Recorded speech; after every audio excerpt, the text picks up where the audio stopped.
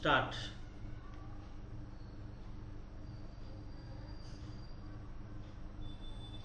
The planning process is as it should be under constant review, and we must not feel shy of initiating new approaches to planning perspectives. After 50 years of independence, the tangible benefits of planning are yet to reach the millions of our countrymen living in the remote rural areas. The quality of life presently available to the economically weaker and vulnerable sections of our society, among whom are the scheduled castes and scheduled tribes, needs to be improved without delay. The end result of planning should be monitored and evaluated so as to ensure that there is a noticeable shift in emphasis from the urban to the rural areas and from the better off sections of society to those unfortunate brethren who constitute a silent majority. Only then can we take pride that our planning effort has been realistic and worthwhile.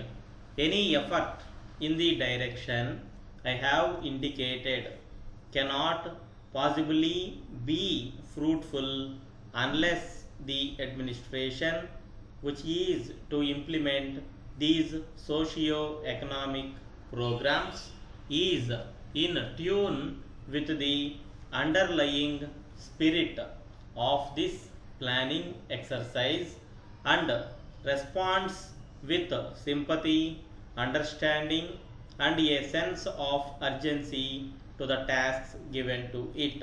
Only then will the needs of the common man, particularly of the economically weaker and more vulnerable sections of society in the remote rural areas, come nearer solution.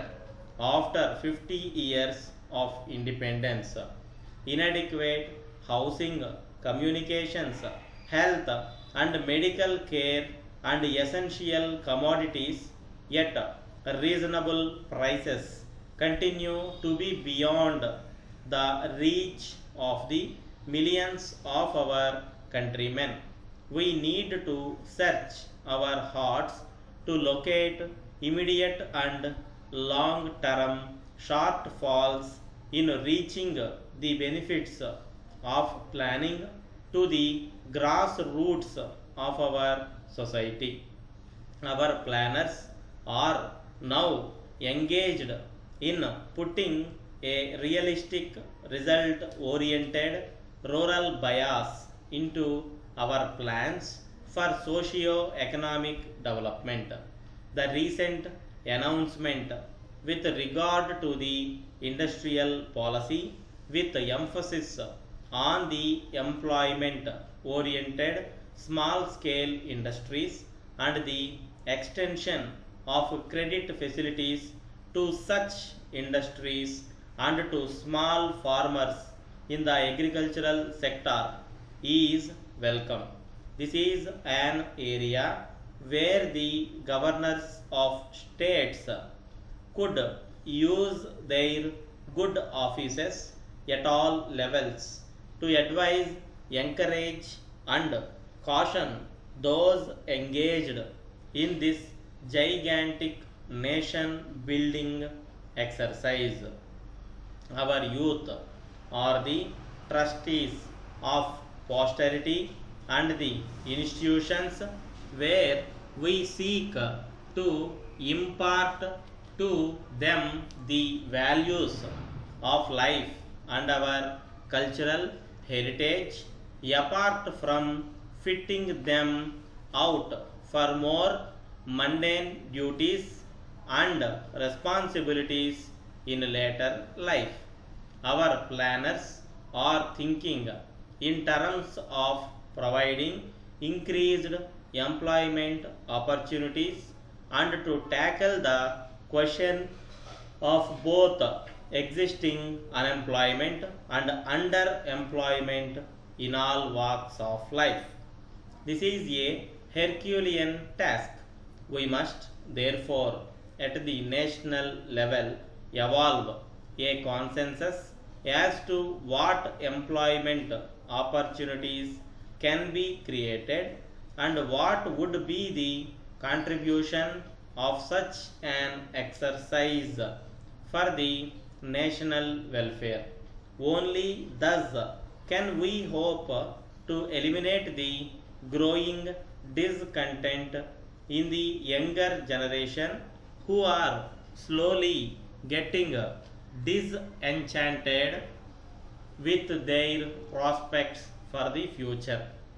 I have every hope that we in this country will go in for mass programs of self employment so that our youth will learn to seek opportunities for gainful self employment and thus relieve the pressure in traditional occupations like government service, etc. Our resources are not unlimited and it is necessary for us to implement urgently a program of austerity and economy wherever possible, eliminate wasteful expenditure and thus ensure that the maximum benefit is derived out of every rupee of revenue earned.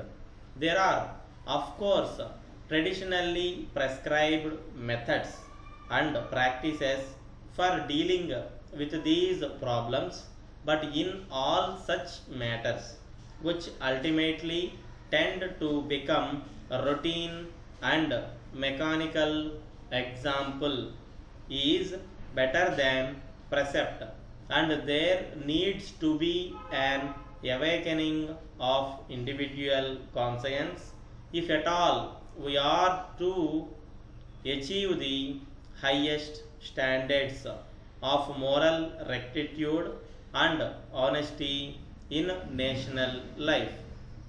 I have been concerned for some time with our inability to control the price line even in respect of essential commodities without which life for the common man can become an unbearable burden.